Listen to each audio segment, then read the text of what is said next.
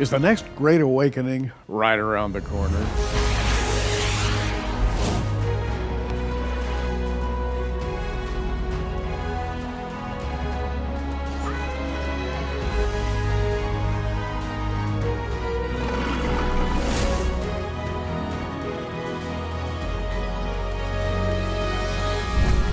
And Tom Horn, it's great to see you once again. Good to be back, Gary. Every time we get together, good things happen. And we're going to talk about a book that has just come off the press, and the title of it is Final Fire.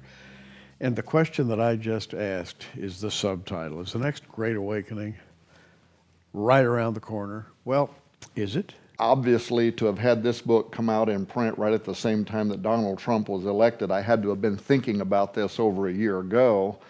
But his election, I think, has confirmed some of what I was already feeling, and that is conditions. If you study Great Awakenings, this book does that. It goes through the first, second, third, fourth Great Awakenings. There are repeatable circumstances that seem to precede every Great Awakening, and one of those is when society, when our culture begins to lose faith in government institutions, and then they turn back to God. You know, we've heard this our whole life, right? When things are really good, and you live in an entitlement society, you're more likely to pray, "Dear government, give us this day our daily bread," than you are to necessarily require to have faith in God, because times are good, right? So people forget how to pray. Remember at 9/11, remember how church attendance suddenly spiked and went back up? I do. And that's part of human nature. You know, whenever we think that things are falling apart and we're not sure who's in control, we want to go to a higher power, because we need to know that if things get out of control, we've got somebody we can drop to our knees and say, "Help," right? That's right. But with the Brexit vote in Britain, it illustrated that, you know, the common man out there is losing faith in the ideas of globalism. They're becoming kind of almost anti-government, or at least anti-government trust. So seeing that, and then over here in the U.S., watching what was going on with Donald Trump and wondering why Trump was gaining in popularity when he wasn't necessarily a polished speaker. Right. He wasn't a politician. He doesn't have any experience. And I seem to see an echo in that of what even happened when I was young and we went through the Jesus People movement, right? Oh yeah, absolutely. You know, back to Donald Trump for a moment. He got a lot of publicity when he went to Liberty University, and the subject of Christianity came up, and there was a great debate about whether this man was actually a Christian or whether he was just pretending to be. But it brought up the subject of Christianity within a political sweep of sorts. And that hasn't happened in my lifetime. To me, that was a remarkable series of events. And I go back in my mind also to the Jesus movement on campuses. I remember Bill Bright Campus Crusade years ago, as I'm sure you do. And today, thinking back on that and looking at today's campuses by comparison, how different are the times in which we live? Yeah, scary actually what's going on the campuses today. Right. And frankly, I told somebody the other day, I think with the Trump election, that God put his finger on the pause button. I'm not sure that the average American even understands how close we were to a precipice that definitely could have resulted in a great deal of, well, let's just call it what it is, persecution against the church and against the church's ability in this nation to be able to operate at will, to hire and fire who they want, not to have government mandates that establish policies that might work against their conscience, their freedom of expression. So, but we have been given this opportunity, and it also did remind me of the Jesus People movement in another way, because I was a hippie. Now, do you see this here now? At one time, this hair hit me down here. Wow. It did, yeah. How times change. Oh, how times change, right?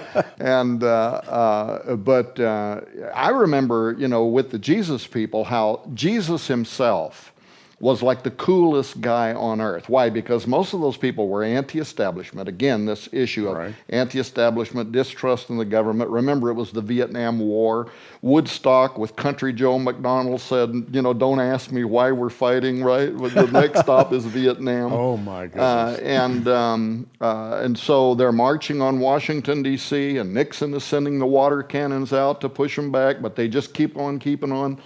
Once the way people are wired, we want to be submitted to a sovereign. God put that in our hard wiring, right? To keep us wanting to know Him. To That keep God-shaped vacuum. Yeah, that God-shaped vacuum, as they say.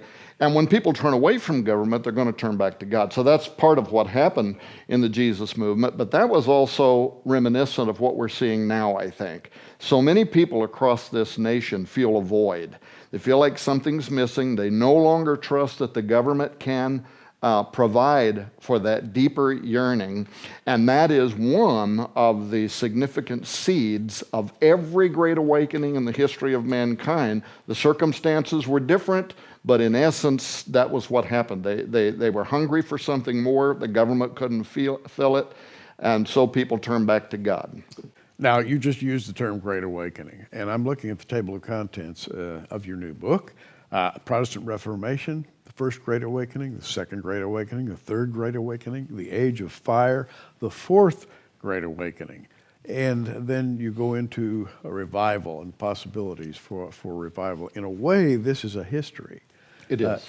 And by the way, I enjoyed it as a history because I needed to be refreshed on the ancient revivals. And I want to talk about that for a minute. We read about these revivals, and they almost seem too good to be true. Suddenly, in a small town or at a small church, 2 people gather, then 4, and then 8, and then 16, and first thing you know, a whole village, and then a state. How do these things happen? Well, sovereignty is definitely a part of this, meaning that none of those great awakenings happened as a result of some big evangelist, organizing a bunch of events and saying, okay, boys, we're going to have a big awakening. At best, some of them, like Jonathan Edwards, George Whitefield, they played a role. They were men who were at the right time, at the right place, and they obeyed a calling, but still sovereignty was in control. It was a moment in history. It was a moment in time where people turn back to God. You read the book of Judges, and over, and Israel forgot the Lord their God and went whoring after idols and blah, blah, blah. And then what happens? God allows sometimes harsh circumstances. They go into captivity, or there's a famine, or there's a war.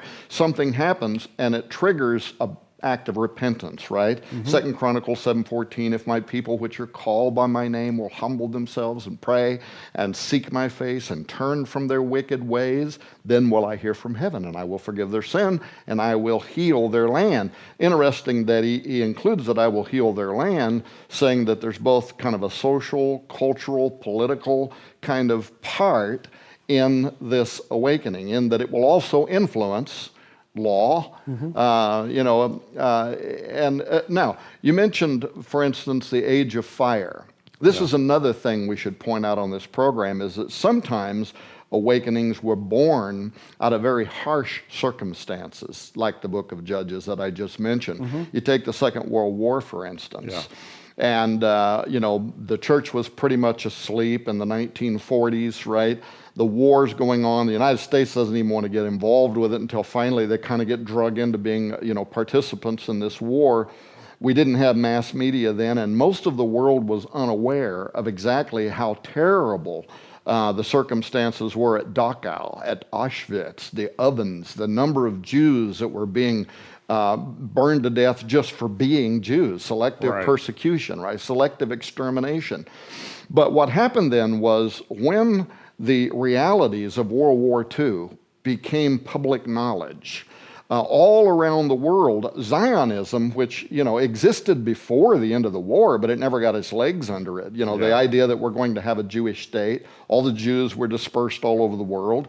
Zionism finally got its legs under it because people felt sympathetic, right, to what had happened to the Jews in the Holocaust. And so pressure was put on the United Nations, it was put on the United States, it was put on Britain. They began calling for a Jewish state. And then what happens? 1948. A miracle, right? A miracle. A nation is born in a single day. But what happened to the church? So here you have terrible circumstances.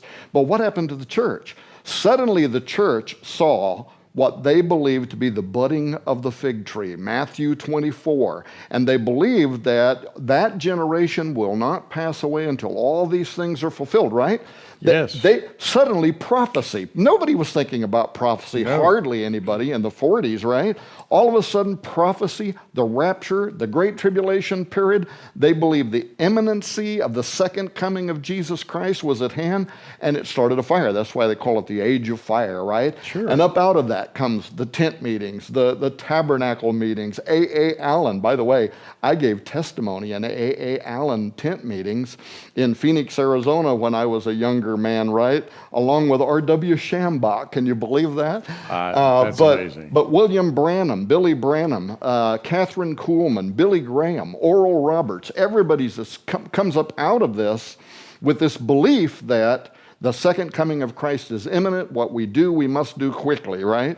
It was kind of an urgent moment. And of course, the age of fire not only gave birth to tens of millions of people getting saved and coming into the kingdom of heaven, but to this day, our theology is influenced by it. Western Baptist Theological Seminary, so much grew out of that. And then right as that revival was starting to slowly wane, bam, comes the Jesus People movement and another awakening kind of right on the heels of it. And yet it's coming from a totally different place, right? This was mostly just anti-establishment guys thinking that Jesus was cool. Absolutely. And he was cool because he was a revolutionary in their minds. And on campuses, there's always this revolutionary spirit. Our generation is going to do things that nobody else has ever done before, right? Right. Yeah. So you have a cyclical kind of development.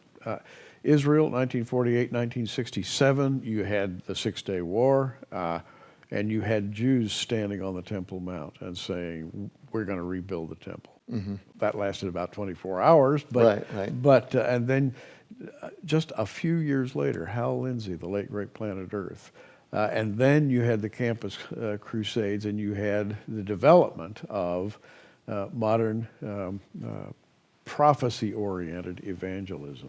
Mm-hmm. And now that's becoming slightly controversial. They're saying, oh, you people have been preaching imminency now for years and years and years. That's getting tired. It's getting old. Not to me, it isn't. Right. But are we looking for another fire? Well, I think, though, even the idea of imminency, I think that's getting ready to be reborn as well. If you look at the rabbis in Israel now and what they're saying about the election of Donald Trump, right? Yeah. A lot of people don't realize that, one of the rabbis over there has pointed out that his name, the gematria, the numerology of his name, actually means Messiah, right? Yes. I don't think they're saying he is the Messiah, but they're saying, I think that he's like John the Baptist. He is the forerunner. You know, his appearance signals the coming of Messiah, although there certainly could be rabbis who are maybe suspicious that Donald Trump could be the Messiah. Now, why would I say that? Because they don't think of the Messiah the way we do. Jesus is our model of the Messiah, so we think of God in flesh, divinity, things like that. The ancient Jewish idea of the Messiah was a king, the anointed one who was to come, and most of the time, he's a guy that's going to win decisive battles, right? Against the Romans, in the case of the Messiah in that day, they wanted a Messiah to come back, stand up against the empire. Right. Yeah, that's what they were looking for. Well, so now they would look at a guy like Donald Trump. When you realize where we've been for 8 years as the United States, which has always historically been, in modern times, Israel's best friend, right? And for good reason. And I think God has blessed us because that has been historically our position, at least since World War II. But that has been waning in recent years, and there has been cause for concern, right? The two-state pressure being placed through the United Nations with the U.S. kind of, standing more on the side of the Palestinians against. Now all of a sudden that's changing. You've got a guy who was just elected who has said, I'm going to do away with the Iranian deal. I'm one state solution guy. Israel's never had a better friend. And and let me just ask a question at that point, because Donald Trump has already said that he wants to move the embassy of Israel, and he wants to call it the State of Israel, move the embassy from Tel Aviv to Jerusalem. Fighting words. Yeah. Why would he do that? The inauguration is still days away, and yet he's already making these very assertive statements, and this is getting the Jews' attention. It is. And actually, now there's a little something else going on here with this one reference to his name meaning Messiah. But there are several rabbis actually in recent days have said that the election of Donald Trump signals the coming of Messiah. But don't forget, you and I did shows. I wrote that book, Zenith 2016, which you have in your store. Yes, indeed. Asking, why were there all of these ancients talking about the year 2016? Actually, specifically 2012 to 2016, right? Right. And I had sent all you guys an email back around 2009 on a different discussion, and I got some feedback that said, hey, Tom, have you ever looked at the Zohar? So now you have it's probably the most important book of Jewish Kabbalah, Jewish mysticism, written 700 years ago in primeval Aramaic, right? But in the Zohar, what do the rabbis say? They say that in the subsection called Signs Heralding Mashiach, they say in the year 5773, which was in October of 2012 through to September of 2013, Messiah will make himself known to the rabbis, right? And sometime after that, he'll start making himself known to the world. Well, 5773, where's Donald Trump? He goes to Israel. He visits with the rabbis. He goes on public television telling people to vote for Benjamin Netanyahu and the Likud party in the general election, right? Does that on public TV. And from that point and forward, he's continued to talk about his support for Israel. So I think they saw something in him, a potential political figure who could be a forerunner of Messiah. Well, 300 years ago, another rabbi, Meir Horowitz, studying Daniel's time and half a time, determines that in the year 5777, right, Messiah will actually appear. And this, of course, 5777 is the year we're in right now, from October of 2016 through September of 2017. That's right. It's a very, very important year to most all rabbis.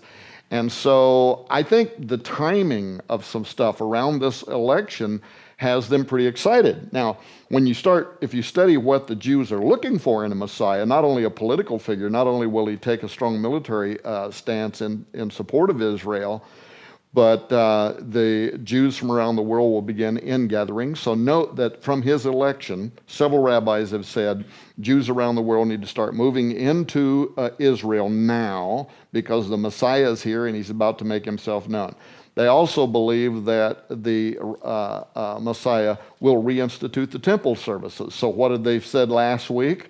We want Donald Trump, and then another rabbi said Trump and the leader of Russia, Putin, to come forward now and start putting pressure through the United Nations to build the third temple.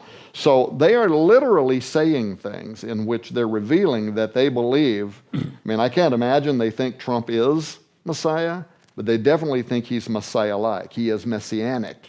And that everything he is doing is opening potentially this door for the arrival of Messiah. Now, I want to hastily add that we do not believe that the Zohar has scriptural authority on par with the Bible. No. But on the other hand, we're looking through Jewish eyes. Right. To Jewish intellectuals, they are being given clues to the times. And of course, they're very interested in this for a number of reasons. Number one, the enemy is growing stronger and stronger all the time around Israel.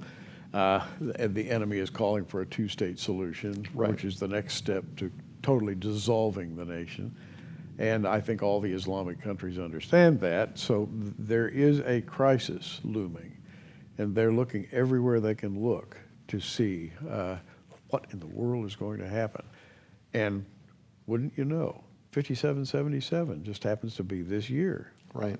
And the Zohar, which is their book, again, I'm not recommending it as No. spiritual Sure. material at all. It is important to them, though. But it is important to them. And so here we find ourselves in a spiritual crisis, if you will. From the Jewish perspective, from the Christian perspective, I think Christians were this close, had the election gone in another way, to having a real challenging time ahead. Right. Well, one final thing I'd add about the Donald Trump messianic connection, they're also looking now into his bloodline, because remember, through some of the Irish and European kings and dynasties, they spent a great deal of time tracing their bloodline back to the Davidic dynasty. And so now they're looking, and they do know that Trump is certainly, from the bloodline of some of that European royalty. So is there also a connection there? I mean, these people are looking at this. They're examining it to find out, right?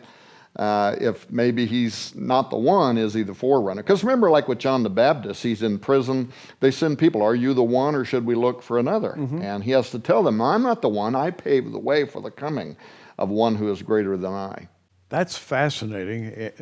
And by the way, you cover these things very well in your book. It's called Final Fire. I'll tell you how you can get it in just a moment. But thinking back, as you're speaking, to the time of Jesus, there was great ferment in the land.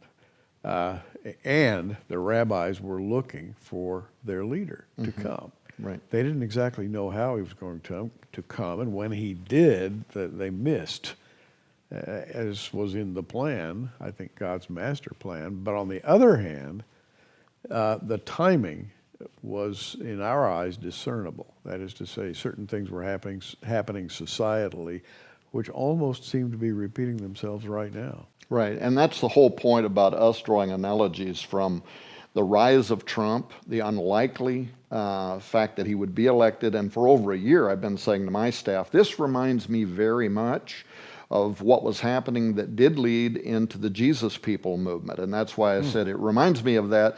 And I think it could be a sign that we are moving towards another great awakening. I also believe that this is this generation's Ronald Reagan moment. Because when Reagan was elected, I remember all of us preachers, we couldn't believe it. We knew that there had been other U.S. presidents that said they were a Christian, but nobody ever acted like Ronald Reagan. He's going to the big prayer conventions and speaking, and he's being pro-life, and he's you know what I mean? Absolutely. He even talked about prophecy. He talked about Russia in light of biblical prophecy. We had never seen anybody like that. But now all of a sudden we have a guy, Billy Graham says, give him a break. He's a baby Christian, So he's a rude, crude dude, right, or whatever. Right, and time will tell. But certainly he is surrounding himself with spiritual advisors, and some of his early picks for his cabinet appear to be super conservative. And he's certainly going to also play a role in influencing the Supreme Court. Now, we didn't talk about the danger of dominionism, and we need to be careful not, to put our faith in a political figure, because that's what's going to bring the Antichrist to power when religious people give their service, if you will, to a political figure. But certainly it can influence the environment that is conducive to the preaching of the gospel. Well, my eyes just fell on the back cover of your book. It says, in Final Fire, you will learn how God used simple men, women, and youth of the past, quote unquote, unqualified by human or finite standards. He used them to irreversibly change the world. That's a great story. Yes. That's where it's at. Yeah, it absolutely is. I mean, people, when they read this book, they're going to find out that the most unlikely people were part of it. And kids, sometimes 9, 10-year-old kids, literally preaching for hours, through which thousands of people gave their life to the Lord just because they were in that moment and they were anointed. I have my Bible open to Acts chapter 2, where Peter is quoting the prophet Joel. It shall come to pass in the last days, saith God, I'll pour out my spirit on all flesh. Your sons and your daughters shall prophesy, and your young men shall see visions, and your old men shall dream dreams. Talk about that a minute. Yeah, well, so if that text, if you look at it, it says some very key things which we go into in here. We make predictions, for instance, that women are going to be involved as preachers. Why? Because that's what it says in the Word of God. He's going to pour out His Spirit upon all flesh. We believe that young people will be too, and young people have a role to play. And think of the technology that we have now. You carry your iPhone around with you that has more power than the gigantic building-sized computers that put man on the moon. And you can tweet to thousands of people. And they can tweet to thousands of people. Donald Trump's also using that too, isn't he? He is his own syndicated press, right? Oh, right. But they can blog, and they can make YouTubes, and they can talk to people around the world. And now, through translation systems, we're also able to communicate with people in other languages. We really have now all of the tools necessary to fulfill the Great Commission, to take the gospel literally to the ends of the earth. And that's the final prophecy, right? Yeah. And then shall the end come. Goes back to Daniel, he said, many shall run to and fro, and knowledge shall increase. If we're not there, I don't know where we are. Right. It is increasing exponentially. The book is called Final Fire by Tom Horn. Is the next Great Awakening right around the corner? You can have this book for $19.95.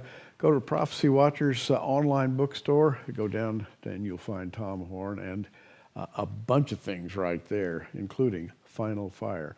Tom has also written another book, and I'm excited to talk to you about this one. We're going to do it on another program. It's called Abaddon Ascending. What's it all about? Mm-hmm. Abaddon Ascending. Who's Abaddon, and how is he ascending? This book's available also for $19.95. Both books, $39.90. And by the way, with both books, which we're calling the Final Fire package, you'll get the 2 DVD set called Inhuman, absolutely free. So together, all of these would be a $65 value. And I think that's great for you because you'll learn a lot. In fact, if you've been listening to Tom in the last few moments, your head is spinning right now. That's the way Tom is. When you start, you don't stop. Well, I appreciate you. I learned from the best of them, Gary. Well, we are living in about the next 20 seconds or so in exciting times. Wouldn't you agree? Yeah, absolutely. In fact, I would say to people to study what is Peter's famous sermon here, because he also talks about there will be signs in the heavens, the sun and the moon. Some of the blood moons came just ahead of this political season. So we also, though, talk about signs such as angelic manifestations. How many people know that in the book of Revelation, a mighty angel is going to appear in the heavens and begin preaching the gospel to the world, right? You got my attention. But we're going to have to stop because we're out of time. We'll be back with more of Tom Horn. I'm Gary Stearman. You keep watching. We are. Thanks for joining us on Prophecy Watchers. You can find us on the web at prophecywatchers.com, where you can sign up for our free email newsletter, or follow us at facebook.com/prophecywatchers. In the meantime, keep watching, everybody, and we'll see you soon.